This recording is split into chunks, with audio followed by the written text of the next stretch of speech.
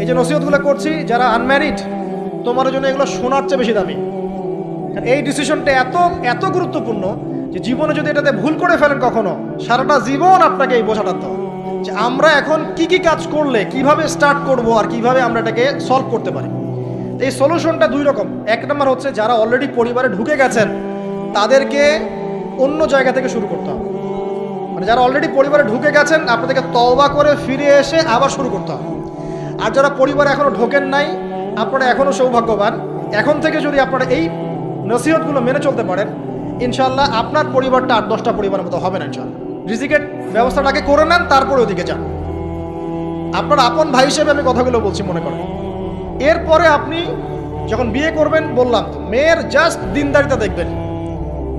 হ্যাঁ, এর উপর যদি সৌন্দর্য থাকে আলহামদুলিল্লাহ, বংশ ভালো হয় আলহামদুলিল্লাহ, মেয়ের অর্থ সম্পদ আছে আলহামদুলিল্লাহ। যদি এগুলোর কোনোটাও না থাকে, দিনদারিতা থাকে, জাস্ট ওটাকে দেখেন, আর কিছু দেখার দরকার নেই, কিছু দেখার দরকার নেই। এরপরে আরেকটা কথা বলতে ভুলে গেছি যে আপনি এই লেভেলে যাওয়ার আগে নিজেও পবিত্র থাকার চেষ্টা করেন। আপনি নিজে জেনায় যায় না, নিজে পর্নে যায় না, নিজে হারাম অ্যাফেয়ার্সে যায় না। যদি আপনি যান তাহলে আল্লাহ পাক কিন্তু আপনাকে পবিত্র স্ত্রী নাও দিতে পারেন।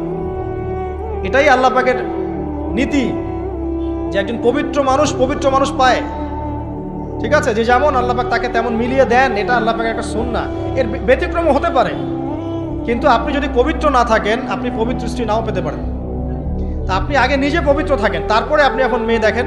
আলহামদুলিল্লাহ, বললাম দিনদারিতা প্রাধান্য দেন। এখানে হাদিসে এটা বলা হয় নাই যে 4টা গুণ দেখে বিয়ে করো, বরং বলা হয়েছে 4টা গুণ দেখে সাধারণত বিয়ে করা হয়। ঠিক আছে, করো আদেশটা এমন নয়, ইনকাহ কথাটা এমন নয়, বা ইনকাহু এমন নয়, তুনকাহু মানে বিয়ে সাধারণত করা হয়। কেউ টাকা দেখে, কেউ সৌন্দর্য দেখে, কেউ দেখে বংশ। তুমি দেখো দিন। নবীজি বলছেন তুমি দিন দেখো, না হলে তোমার হাত ধুলে ধূসরিত হবে, মানে ধ্বংস হয়ে যাবে তুমি।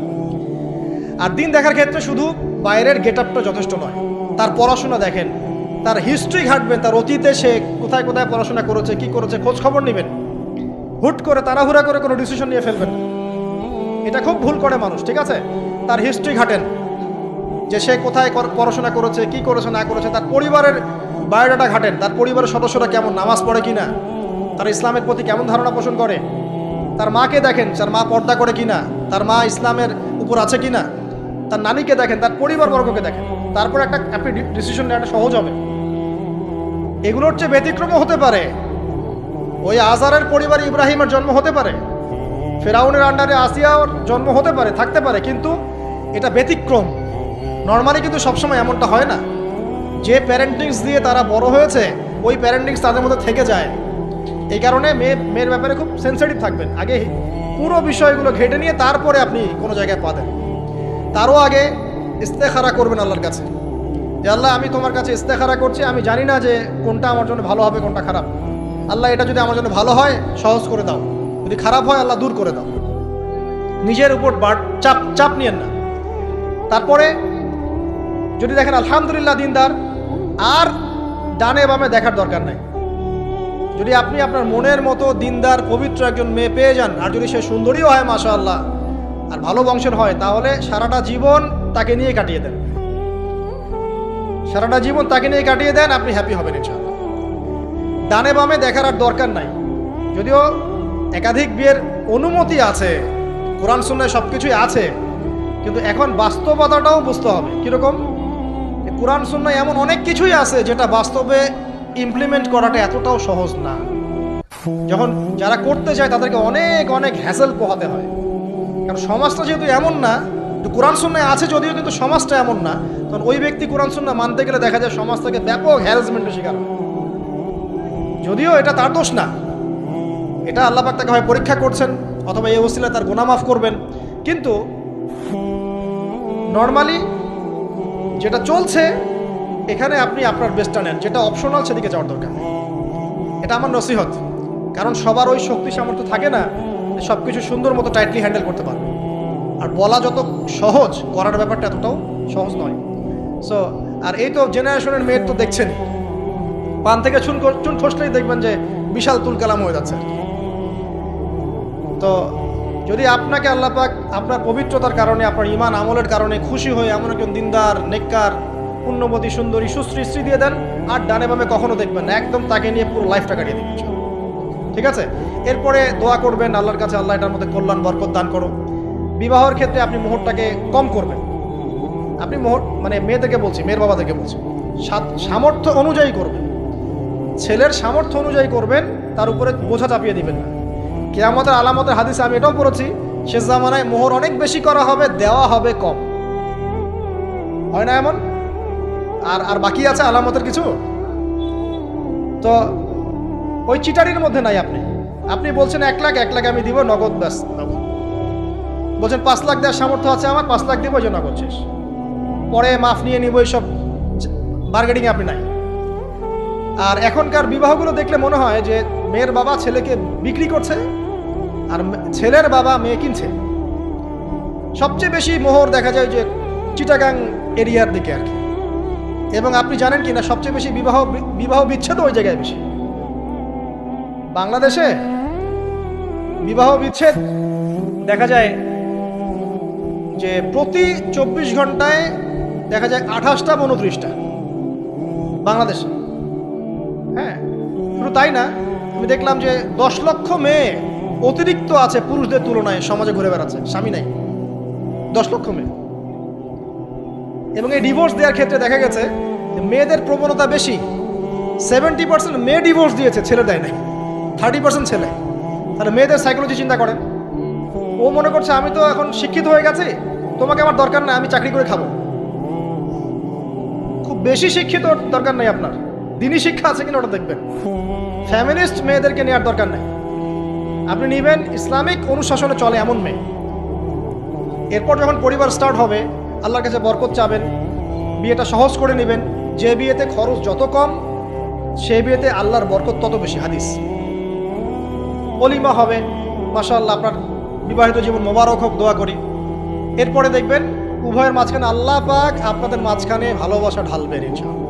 সূরা রুমের মধ্যে আল্লাহ পাক বলেছেন, ওয়াজআলা বাইনাকুম মাওয়াদ্দাতাও ওয়া রাহমা। আমি আল্লাহ স্বামী স্ত্রীর মাঝখানে ভালোবাসার ভ্রাতৃত্ব ঢেলে দিয়েছি। এটা আল্লাহ পাকের একটা আয়াত, নিদর্শন। এই ঢেলে দেওয়া মানে কিন্তু আবার সেই ঢেলে দেওয়া নয়। কথা কি বুঝতে পারছেন? আচ্ছা, তারপরে আসেন, এবার আপনি পরিবার গঠন করেছেন। এখানে আমি কয়েকটা কথা বলি যে উভয়ের মাঝখানে খুব চূড়ান্ত লেভেলের ভালোবাসা এটাই যথেষ্ট নয় পরিবার সুখী হওয়ার জন্য। পরিবারের মধ্যে এখন থাকতে হবে সলাত। কি থাকতে হবে ভাই? সলাত। পরিবারে থাকতে হবে কোরআন, পরিবারে থাকবে সুন্নাহ, পরিবারে থাকবে ইসলামী অনুশাসন, পরিবারে থাকবে খাস পর্দা। আপনার বউকে মানুষ দেখেই নাই, এরকম পর্দা। আর কাপড় খোলা তো অনেক দূরের কথা। আমার এমন স্ত্রী আপনার স্ত্রীকে দেখেই নেই মানুষ, বাধ্য না হলে সে বাইরেই আসবে। বাধ্য হয়েছে, আসছে, মাহারাম আছে, মাহারাম সাথে আছে, এখন বাইরে আসছে। আপনার স্ত্রী ওই মানুষের বাসায় গিয়ে রাত কাটাবে না, এমনকি মানুষের বাসার টয়লেটে গিয়েও যেন সে কাপড় না চেঞ্জ করে। কারো বাসায় গিয়ে স্ত্রীকে রেখে দিয়ে আসবেন না, যে অপরিচিত কারো বাসায় স্ত্রীকে রেখে আপনি কোনো কাজে গেছেন, যাবেন না। এটা আপনার কাছে মনে করেন একটা কোহিনূর হীরা আছে, মনে করেন যেটার মূল্য ধরেন যে লক্ষ কোটি ডলার। এটা আপনি কি যত্রতত্র ইউজ করবেন, নাকি আপনি খুব যত্ন করে আপনার ভিতরে রাখলে রাখবেন? কোনটা? ইসলাম এভাবে নারীকে সম্মানিত করেছে যে তারা আমাদের কাছে এত বেশি প্রেশিয়াস যে আমরা এভাবে যত্ন করে ওদেরকে ঢেকে রাখি। কথা কি বুঝতে পারছেন? আর তোমাদের কাছে মেয়েদের দাম নাই, তোমরা ল্যাংটা হয়ে করো, তোমাদের কে বাধা দিয়েছে? ঘুরছেও তো তাই। আর নগ্নতা বলতে আপনি কি মনে করছেন? খালি কি বিকিনি সংস্কৃতি নগ্নতা? নিসাউন কাসিয়াতুন আরিয়াও তো নগ্নতা, যে নারী পোশাক পরেও নগ্ন হয়ে আছে, এটাও তো নগ্নতা। আর নবীজি বলেছেন যে আরবদের ধ্বংস, লা ইলাহা ইল্লাল্লাহ, আল্লাহ ছাড়া কোনো ইলাহ নাই। কি ভয়ঙ্কর আযাব আসছে। তার স্ত্রী জায়নাব বিনতে জাহাশ তিনি বলছেন, ইয়া রাসূলুল্লাহ আনুহলিক ওয়া ফিনা সালিহিন, আমাদের মধ্যে সলেহ সৎ মানুষ থাকা সত্ত্বেও কি আমরা ধ্বংস হয়ে যাব? নবীজি বলছেন, নাম, হ্যাঁ। ইযা কাসুরাতুল খাবাস, যখন অশ্লীলতা, বেহায়াপনা, নগ্নতা ছড়িয়ে পড়বে, তখন ভালো মন্দ সব ধুয়ে ধ্বংস হয়ে যাবে। এই কারণে নিজে খুব ভালো আছি, ওরা খারাপ, ওদেরকে কিছু বলার দরকার নাই বলে ভালো হয়ে থাকার সুযোগ নাই। ওগুলো যত ছড়াবে, ভালো আলেম জালেম সব ধ্বংস হয়ে যাবে। আল্লাহ বোঝার তৌফিক দান করুন। এবার আপনি আপনার স্ত্রীর সাথে এভাবে হৃদ্যতা মহব্বতের সম্পর্ক রাখবেন আল্লাহর জন্যে। পরিবারের সবার পিছনে আপনি খরচ করবেন, তাদের হক দিবেন। কার জন্যে? পরিবার বর্গের কারো কাছে কিছু পাওয়ার আশায় না। এই ফিলোসফিটা বোঝেন। পরিবারের কারো কাছে থ্যাঙ্কস পাওয়ার আশায়ও না। আপনি আল্লাহর সন্তুষ্টির জন্য ওদের পিছনে খরচ করবেন, ওদেরকে ভালোবাসবেন, ওদের হক আদায় করবেন। কার জন্যে? আল্লাহর জন্য। এবং এর জন্য আপনি নেকি পাবেন ইনশাআল্লাহ। আর যদি আপনি তাদের কাছে কিছু আশা করতে যান, মনে মনে বেশি এক্সপেকটেশন রাখেন, তখন আপনি কি হবেন জানেন? আপনি পদে পদে কষ্ট পাবেন, পদে পদে কষ্ট পাবেন। দেখে নিয়ে শুধু আল্লাহর হয়ে যান, মানে আল্লাহই আপনার আপন, আল্লাহ ছাড়া আপনি কাউরে চেনেন না। আল্লাহ পাক বলেছেন এগুলো করতে, আমি করি। আল্লাহ পাক ভালোবাসা দিয়েছেন সন্তানের প্রতি, স্ত্রীর প্রতি, বাসি। কিন্তু এটা এত অধিক মাত্রায় নয় যে তার কারণে আল্লাহকে ছেড়ে দিব। স্ত্রী সন্তান যদি আল্লাহর পথে চলার ক্ষেত্রে বাধা দেয়, আল্লাহকে ছাড়তে পারবো না, প্রয়োজন ওদেরকে ছাড়তে পারবো, এরকম থাকবে বিষয়টা। ঠিক আছে? আরেকটা কথা বলি, শুধু ভালোবাসাই আদর্শ দাম্পত্যের জন্য যথেষ্ট নয়। এখানে প্রয়োজন হচ্ছে একে অপরের প্রতি সম্মানবোধ থাকতে হবে, একে অপরের প্রতি বিশ্বাস থাকতে হবে। বিশ্বাস না থাকলে ওই পরিবারে শান্তি থাকে না। আপনি অনেক বড় আলেম, কিন্তু যদি আপনার স্ত্রী আপনাকে বিশ্বাস না করে, আপনি শান্তি পাবেন না। আপনি জানছেন আপনি ইনোসেন্ট, আপনি অনেস্ট, কিন্তু আপনার পরিবারের সদস্য, আপনার স্ত্রী আপনাকে বিশ্বাস করছে না, তখন আপনি পরিবারে সুখ পাবেন না। বিশ্বাস খুব ইম্পর্টেন্ট। আমি তো বলি যে ভালোবাসার চেয়ে বিশ্বাস বেশি ইম্পর্টেন্ট। কারণ আগে ইমান না আগে আমল? কোনটা আগে? ইমান মানে কি? বিশ্বাস না? আগে বিশ্বাস, তারপরে না আমল? ভালোবাসা একটা আমল, আর বিশ্বাসটা কি? ইমান। আমার প্রতি যদি আপনার ইমান না থাকে, তাহলে আপনি আমাকে ভালোবাসবেন কিভাবে? বিশ্বাস থাকতে হবে, স্বামীর প্রতি স্ত্রী, স্ত্রী প্রতি স্বামী। এবং এখানে পুরুষদেরকে সহনশীল হতে হবে, কারণ আপনার স্ত্রী সারা জীবনে আপনাকে প্রচুর পেইন দিতে পারে, এবং এটা মেয়েদের ফিতরত। এখানে সবরের জাজল্যমান দৃষ্টান্ত স্থাপন করতে হবে, নসিহত করতে থাকতে হবে ততদিন পর্যন্ত যখন আপনি দেখছেন যে হ্যাঁ এগুলোতে কাজ হচ্ছে। যদি করতে করতে করতে করতে কাজ না হয়, দেখা যায় এই ফিতনায় জর্জরিত থেকে আপনার দিনের পথে চলাটা ব্যাহত হচ্ছে, তখন আপনার উচিত হবে আসহাবুল কাহাফের মতো চিন্তা করা। ইশারা দিলাম, যথেষ্ট। পরিবারে পর্দা থাকবে, সন্তান হবে। এখন আলহামদুলিল্লাহ সন্তানদেরকে প্রতিপালন করবেন ওই যে মা হাজেরা তার মতো, ওই যে আপনার কি বলবো, রাসূলুল্লাহ সাল্লাল্লাহু আলাইহি ওয়াসাল্লামের সাহাবায়ে কেরাম তাদের মতো করে। এমনকি আমাদের নবীজিকে তার চাচা, তার দাদারা যেভাবে লালন পালন করেছেন ভালোবাসা দিয়ে, হৃদ্যতা দিয়ে, এভাবে সন্তানকে ভালোবাসবেন, সন্তানের কথাগুলো শুনবেন, বাচ্চাদেরকে মূল্যায়ন করবেন। বাচ্চারা কি খাবার খাচ্ছে খুব ভালো করে খেয়াল রাখবেন। বাচ্চা নেওয়ার সময় বা বাচ্চা নেওয়ার চেষ্টা করার সময় দোয়া পড়বেন এবং সবসময় সেজদায় নামাজে দোয়া করবেন পরিবারের জন্য, বাচ্চাদের জন্য। আল্লাহ আমার পরিবারের উপর শান্তি দাও, বাচ্চাদেরকে ভালো মানুষ বানাও। রব্বানা হাব লানা মিন আজওয়াজিনা ওয়া যুররিয়াতিনা কুররাতা আয়ুন ওয়াজআলনা লিল মুত্তাকিনা ইমামা। এই দোয়া বেশি বেশি করবেন। রব্বি হাব লি মিনাস সালিহিন বেশি বেশি করবেন। আপনার একটা নেক সন্তান আগামীতে এই উম্মতের দায়িত্ব নিতে পারবে ইনশাআল্লাহ। হাজার হাজার গবাদি পশুর দরকার আছে? একটা ইব্রাহিম, একটা ওমর, একটা খালিদ বিন ওয়ালিদ আপনি জন্ম দিয়ে দেখান, ওই একজনই যথেষ্ট ইনশাআল্লাহ। পারবেন না ইনশাআল্লাহ? সন্তানের কথা শুনতে হবে। প্যারেন্টিংস একটা বই আছে, বাজারে পাওয়া যায়, কিনে নেন। ওখানে প্যারেন্টিংসের অনেক টিপস আছে। সন্তান কি খাচ্ছে, কার সাথে মিশছে, কোন বন্ধুর সাথে খেলছে, আপনার কোন স্কুল কোন কলেজে পড়ছে, এগুলো খেয়াল রাখতে হবে। কোন ডিভাইস ইউজ করছে, বাসায় সন্তান কি পরিবেশ দেখে বড় হচ্ছে, পিতামাতার মধ্যে ভালোবাসা দেখে বড় হচ্ছে নাকি ঝগড়া দেখে দেখে বড় হচ্ছে, এটা খুব ইফেক্ট করে। সবচেয়ে বড় কথা, সন্তানকে পিছন থেকে আপনাকে বুস্ট আপ করতে হবে।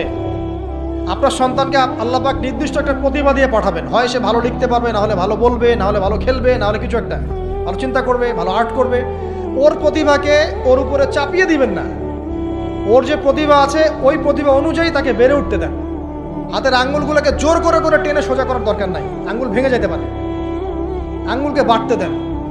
ওকে আল্লাহ পাক একটা রং দিয়েছে, একটা প্রতিভা দিয়েছে, ওকে বিকশিত হতে দেন। ওর গন্ধটা আমরা যেন পাই, ওর গন্ধ পরিস্ফুটিত হতে দেন। ওকে চাপ দিবেন না।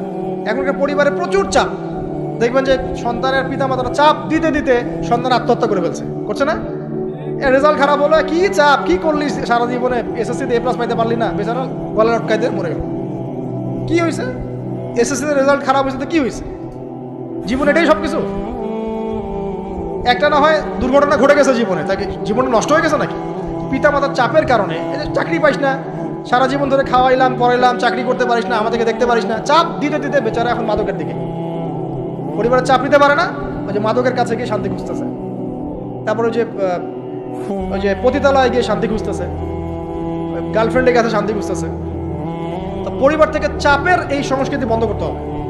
পরিবারের সন্তানদেরও পিতা মাতাকে চাপ দেওয়া উচিত নয়, পিতা মাতার উচিত নয় সন্তানকে চাপ দেওয়া, বরং তার প্রতিভাটাকে ফাইন্ড আউট করে আপনি বিচক্ষণ বাবা হিসেবে আপনি দেখবেন যে তার প্রতিভা কোন দিকে আছে, সেদিকে আপনি তাকে নিয়ে যাবেন। আর যদি আপনি আল্লাহওয়ালা হন, দেখবেন ইনশাআল্লাহ তার প্রতিভা ইসলামের দিকেই থাকবে ইনশাআল্লাহ। ইমাম বুখারীর মায়ের কথা শোনেন নাই? তার মা সারাদিন কান্নাকাটি করে দোয়া করতো, আল্লাহ আমার ছেলেটাকে দিনের জন্য কবুল করো, আমার ছেলেটাকে দিনের জন্য কবুল করো। তার চোখের সমস্যা ছিল, তিনি চোখে ভালো করে দেখতে পারতেন না, মায়ের দোয়ার বদৌলতে আল্লাহ পাক তার চোখের সমস্যা দূর করে দিয়েছেন। এখন ইমাম বুখারী রাহিমাহুল্লাহর কিতাব সবাই পড়ছে না? একজন মায়ের তাড়না দেখেন, মা সন্তানের জন্য দোয়া করবে, আল্লাহ আমার সন্তানটাকে দিনের জন্য কবুল করো। বাবা দোয়া করবে, আল্লাহ আমার বাচ্চাটাকে দিনের জন্য কবুল করো। এই যে বাবা নূহের তাড়না দেখেন, ইব্রাহিম আলাইহিস সালামের তাড়না দেখেন, রব্বি হাবলি মিনাস সালিহিন, আল্লাহ আমাকে সুসন্তান দান করো। চাপ দিয়েন না, সন্তানের প্রতিভা অনুযায়ী আপনি তাকে বিকশিত হতে দেন, ইনশাআল্লাহ দেখবেন একদিন সে আপনার মুখ উজ্জ্বল করবে ইনশাআল্লাহ। আর চাপ দিলে কি হবে জানেন? অকালেই ঝরে পড়বে, অকালে ঝরে পড়বে, ওর মাইন্ডটা বিক্ষিপ্ত হয়ে যাবে, তখন পরিবার থেকে তার একটা দূরত্ব সৃষ্টি হবে। আর ওই সুযোগ শয়তান নিবে, খারাপ বন্ধুর পাল্লায় পড়বে, আয় গাজা একটা টান দে, আয় একটু ইয়াবা খা, একটু এটা কর সেটা কর, আস্তে আস্তে দেখবেন হারায় গেছে অন্ধকার জগৎ। অন্ধকার জগৎ একবার হারায় গেলে আর ফিরে পাবেন না। এটা কি প্র্যাকটিক্যাল কথা না ভাই? মেয়েকে চাপ দিবেন, দেখবেন যে বেঁকে বসছে। যদি ছোটবেলা থেকে মেয়েকে আপনি সুন্দর হিজাব পোশাক তরবিয়ত দিতে পারেন, এই মেয়ে বড় হয়ে ইনশাআল্লাহ বেলাইনে যাবে না। কিন্তু ছোটবেলা থেকে ওকে যদি আপনি নায়িকাদের মতো মানুষ করেন, আর বড় হয়ে পস্তাবেন আমার মেয়ে কেন ছেলের হাত ধরে পালা গেল, এটা তো আপনার জন্য হয়েছে। ছোটবেলা থেকে এই সন্তান অনুশাসনটাকে ঠিক করতে হবে। ওই যে বললাম, পিতা মাতা যদি দিনদার মুত্তাকি পরিষ্কার হয়, তাদেরকে দেখেই সন্তান শিখবে। আমরা যখন সেজদা করি, আমাদের ছেলে মেয়েরা পিঠে উঠে আসে না? ওরাও দেখবেন সেজদা করার ট্রাই করে না? মসজিদে নিয়ে আসেন বাচ্চাকে, দেখবেন ও দেখে দেখে দেখছে যে কি করছে এরা, কি করছে, ও তখন নিজেও একটু হাত বাঁধার চেষ্টা করে, এমন করে দাঁড়া থাকে, খেয়াল করে নাই? হাত তুলে। বাচ্চারা দেখে শিখবে, পরিবারে দেখে বাচ্চারা শিখবে যে পিতা মাতা কেমন, কিভাবে কথা বলে, পিতা কেমন করে মায়ের সাথে কথা বলছে, মা কেমন করে পিতার সাথে কথা বলছে, সে ওইভাবেই কথা বলবে। যে পরিবারে ওমরের মতো পিতা আছে, ওই পরিবার কি খারাপ হতে পারবে? যে পরিবারে হাজরা আলাইহিস সালামের মতো মা আছে, ওই পরিবার খারাপ হতে পারে? তো প্যারেন্টিংটা ঠিক করতে হবে, নৈতিক আদর্শের সাথে তাদেরকে ভালো খাবার দিবেন, খাবারের ব্যাপারে সচেতন থাকবেন, কার্বোহাইড্রেট পাচ্ছে কিনা, প্রোটিন ঠিকমতো পাচ্ছে কিনা, ভিটামিন পাচ্ছে কিনা, হ্যাঁ ও পরিষ্কার পরিচ্ছন্ন থাকছে কিনা, পরিবারটা থাকবে নিট অ্যান্ড ক্লিন, চকচকা। এখানে যেন মানে আর বলে না যে পবিত্রতা ইমানের অর্ধেক, হাদিস আছে না? মানে পরিবারগুলো হবে নিট অ্যান্ড ক্লিন, ঝকঝকা, রুচিশীল। এখানে যেন নোংরা বিষয় না থাকে, নোংরা আবর্জনা, বাথরুম ঠিক নাই, এটা ঠিক নাই, এমন না, ঝকঝকা পরিবার। আপনার সামর্থ্য অনুযায়ী আপনি করবেন, কারণ পরিচ্ছন্ন না থাকলে বাচ্চা কাচ্চা অসুস্থ হবে বেশি, অসুস্থ হলে পরে আপনার পেরেশানি, ওরা খাবে না ঠিক মতো, রুচি ঠিক মতো থাকবে না, বাতটা ঠিক বাড়বে না ঠিক মতো। তো পরিচ্ছন্নতার সাথে সঠিক খাবার, সঠিক প্যারেন্টিং, ইসলামিক তরবিয়ত, এবং তার উপর চাপ প্রয়োগ না করে তাকে তার প্রতিভাটা বিকশিত হতে দেওয়া। চাপ প্রয়োগ না করার মানে এই নয় যে আপনি শাসনই করবেন না, পরিবারের উপর শাসন লাঠি থাকবে, কিন্তু ওটার যত্রতত্র প্রয়োগ করবেন না। যদি আপনি একদিন খুব বেশি পিটায় দেন, তারপর থেকে আপনার সন্তান আপনাকে ভয় পাবে না। কিন্তু আল্লাহ পাক কোরআনের জন্য বারবার একটা সাইকোলজি অ্যাপ্লাই করেছেন যে জাহান্নামে শাস্তি কিন্তু দিব, শাস্তি কিন্তু দিব, শাস্তি কিন্তু দিব। এই যে ভয়, আমরা কিন্তু ভয়েই জাহান্নাম থেকে দূরে আছি। তো এটা একটা সাইকোলজি।